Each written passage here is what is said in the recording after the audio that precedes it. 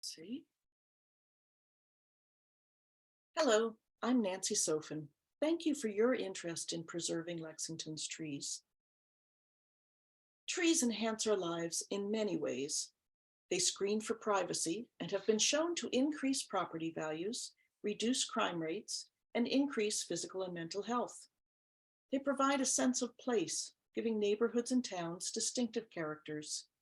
And they provide vital wildlife habitat in a time of biodiversity crisis. Critically, trees offer some of the best and easiest mitigation against both the causes and the impacts of a warming climate. They absorb carbon dioxide from the atmosphere and through photosynthesis sequester enormous amounts of carbon as wood. They shade buildings in summer and shelter them from wind in the winter, and the resulting lower cooling and heating loads reduce emissions from burning fossil fuels. Trees cool the air and surfaces under and around them, both by casting shade and through evaporative transpiration. Tree cover reduces heat islands and can lower urban air temperatures by 10 degrees. Rainfall is slowed when it passes through the canopy, giving the ground beneath time to absorb the water. And a tree's roots provide drainage pathways for that water to recharge aquifers. Trees filter particulate, gaseous, and dissolved pollutants from air and water. And a tree's ability to provide all of these ecological benefits increases exponentially with its size and age. Lexington is losing its mature trees to pressures from natural or environmental damage, homeowners' choices, development, and actions or inaction by the town. People frequently ask me, doesn't our tree bylaw prevent people from cutting down large trees? The short answer is no, and here's a simplistic summary of Lexington's tree bylaw. Town trees, those on public land, might be removed after a hearing is held, with any objection to the removal resolved ultimately by the select board. On private land, the bylaw only applies when there's major construction, and then only to the setbacks, the unbuildable perimeter of the lot. Trees in the setback that will remain are supposed to be protected from construction damage by fencing. Those that the builder wants to remove need to be mitigated for by planting new trees or paying a fee to the town tree fund. Mitigation is also required for trees removed in the 12 months prior to requesting a demolition or building permit. So it's perfectly legal to cut down every tree on a lot, so long as the trees cut from the setback are mitigated for. And it's currently legal to clear cut a lot and then wait a year before applying for a demolition or building permit in order to avoid any mitigation requirements. Lastly, hazardous trees are exempt from both hearings and mitigation requirements. Trees everywhere suffer from the impacts of disease, invasive plants and insects, extreme weather, and a warming climate that's pushing many species' natural range northward. Urban street trees also may be harmed by road salt, soil compaction, and natural gas leaks. Homeowners certainly have a right to determine how their yards are used for vegetable gardens, grassy play areas, or woodsy shade. Anecdotally, it seems that new homeowners are more likely to cut down trees shortly after moving in.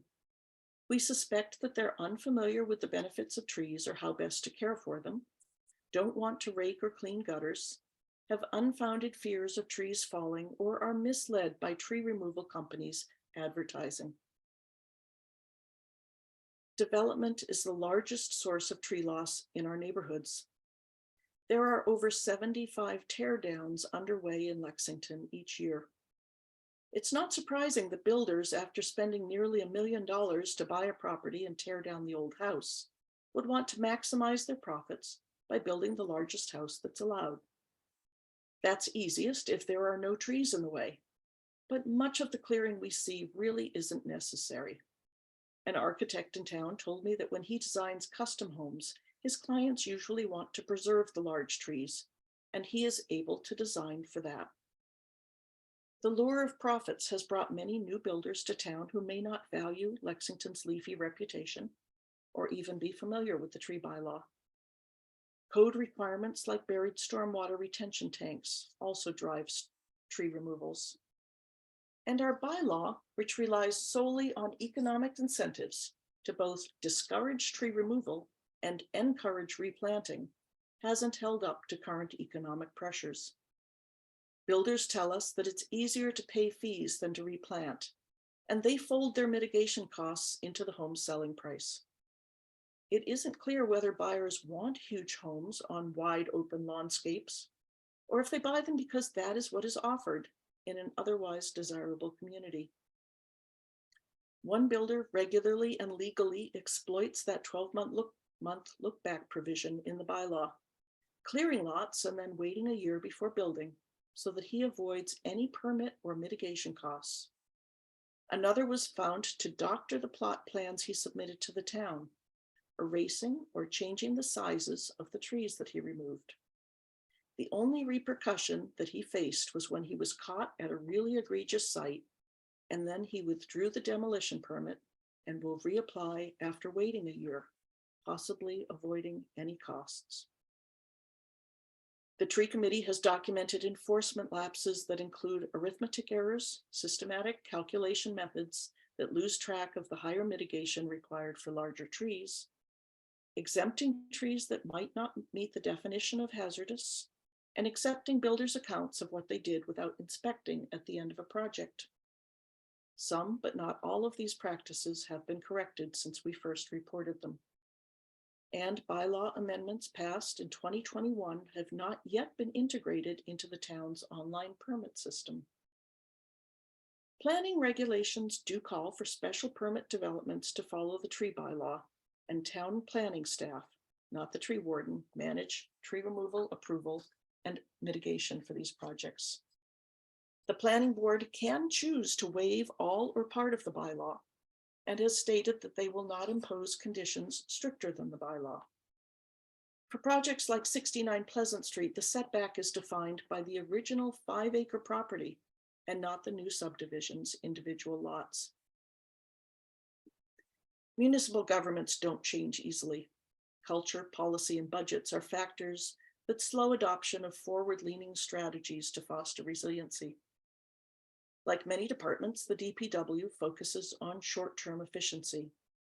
We think these times call for visionary thinking and actions if we are to preserve our existing trees and plant for the future. The Forestry Department has one fewer full-time person than it did 20 years ago, and its staffing does not adequately support tree bylaw administration, watering of young trees, and other needs. There is a public tree maintenance backlog. The recently completed street tree inventory lists 70% of our street trees as being in only fair or poor condition and recommends corrective or maintenance pruning for almost 21,000 trees. The town typically prunes just a few hundred trees a year. When trees aren't maintained, they may become or be seen as dangerous. There's a tendency for the town, driven by fear of legal liability, to remove trees that might be saved with pruning. Annual tree planting by the DPW is static at about 140 trees per year, half paid for from the annual budget and half from the tree fund.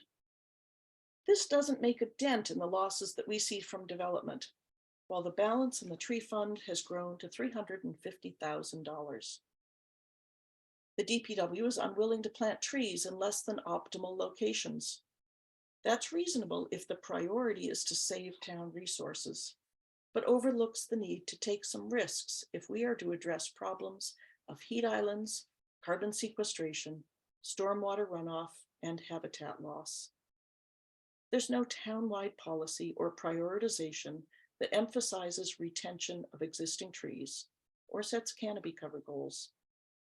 Town projects, like the clearing of an acre of trees for a maintenance building at Westview Cemetery, shown in the photos here, are often opaque regarding tree removal.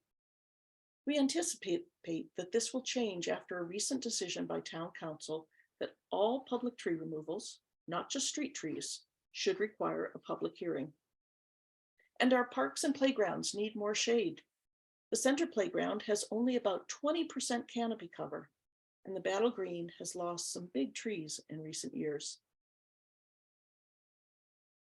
Our basic ask is that the town and its residents consider the full value of trees in decision-making. We are not asking that all trees be preserved.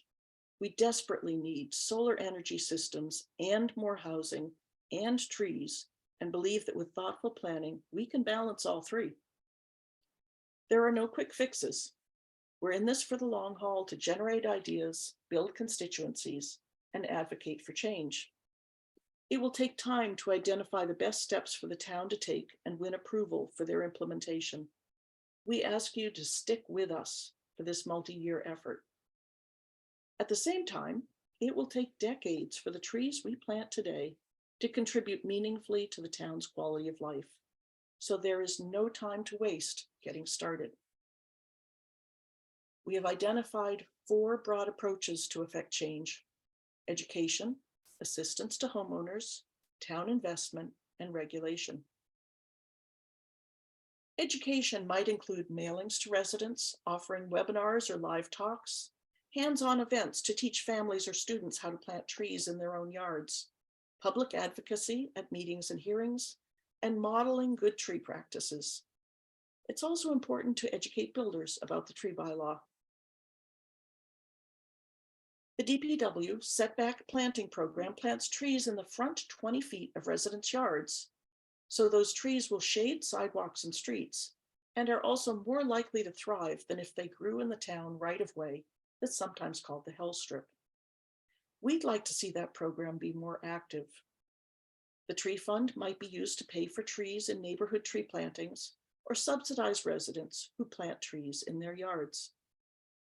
Homeowners could be introduced to the USDA Forestry Service suite of free online tools called iTree that can help them identify the optimal species and planting locations to help reduce their home's heating or cooling needs. Suggestions for town investment range from things as specific as purchasing and using natural gas leak detection equipment or watering bags when planting street trees, to the broad goal of adopting a climate action plan that sets priorities and policy for all town entities. We see a need for more staffing to better administer and enforce the tree bylaw and to care for our public trees. An urban forest master plan and tree management plan would articulate priorities and create a framework for achieving those goals. The facilities department and others might find iTree tools helpful when siting and designing new buildings to identify synergies between trees and built infrastructure. Other cities have calculated their return on investment. They see in the ballpark of $5 of benefits for each dollar that they spend on tree planting and care. The Tree Committee has a bylaw working group that this year hopes to change that look-back period from 1 to 3 years and to bring other amendments to town meeting in 2024. We need to know what regulations residents want and what they'll tolerate. Lexington led the state when our bylaw was adopted in 2001. Other towns and cities around the country are now doing more. Seattle residents rely on a list of approved tree care companies registered with the city, as Lexington does for paving contractors. Wellesley and many other towns' bylaws are triggered by smaller land disturbances, like retaining walls or swimming pools.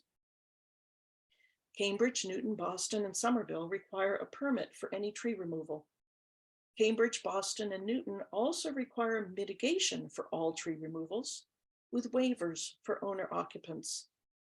Seattle and Portland, Oregon allow no more than 3 trees to be cut down on a given property in a year. Springfield, Mass., Seattle, and Washington, D.C. prohibit the removal of very large, healthy trees, wherever they are. Wellesley and Washington, D.C. require arborist-prepared tree protection plans and chain link fencing for trees on construction sites. Fort Worth and Charlotte have tree save areas or canopy cover requirements for development. In Cambridge and Washington, D.C., violations may result in a stop work order, revocation of permit, or denial of future permits. The International Society of Arboriculture recommends that in lieu fees paid to a town's tree fund should be specifically restricted to additional mitigation plantings that are above and beyond the community's regular planting programs. Last, let's discuss whether changing zoning regulations to reduce maximum home sizes could save trees. As we consider what regulatory scope is appropriate for Lexington, we want to hear from you.